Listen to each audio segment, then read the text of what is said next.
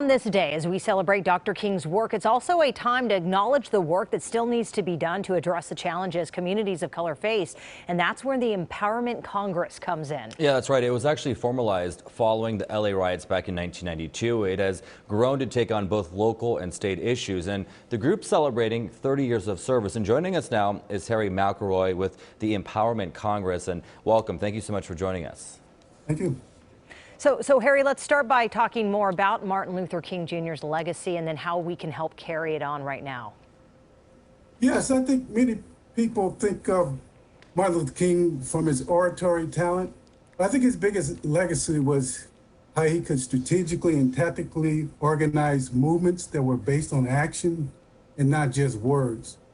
And I also think we need to appreciate his courage. He put himself in a lot of danger, but that didn't stop him one bit. And I think his willingness to be on the front lines, being a general in the fight, I think that inspired other people. Yeah, so it's 2022, hard to believe. What areas do you see the biggest racial and economic disparities, specifically here in Los Angeles? Well, it's interesting. In Dr. Martin Luther King's I Have a Dream speech, he talked about the promissory note that was promised to give us life, liberty, and pursuit of happiness. And he talked about how that was a bounce check for Black people. Now, I think that as far as the pursuit of liberty, we've made a lot of progress. Obviously, we don't have to sit in the back of the bus and so forth. But in terms of economic equality, I think we have a long way to go. We actually haven't made any progress in that area.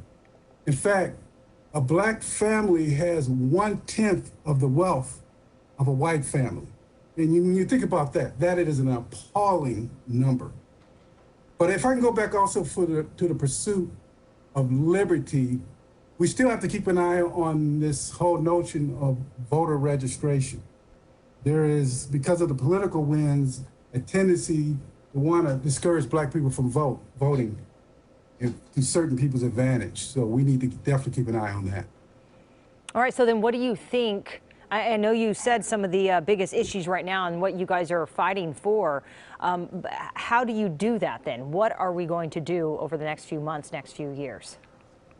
Well, I think the Empowerment Congress is a great model for that because it's all about organizing.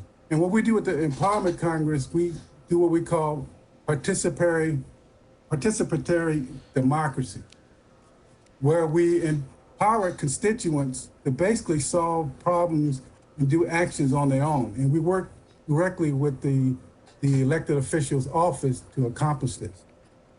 And we have several committees in which we do this with. And in those committees, we have staff people from the district office that work along with us. And so that is a very powerful way of doing it. And also we have a fascinating concept called Reciprocal Accountability, where the district office as well as the Empowerment Congress keep each other accountable.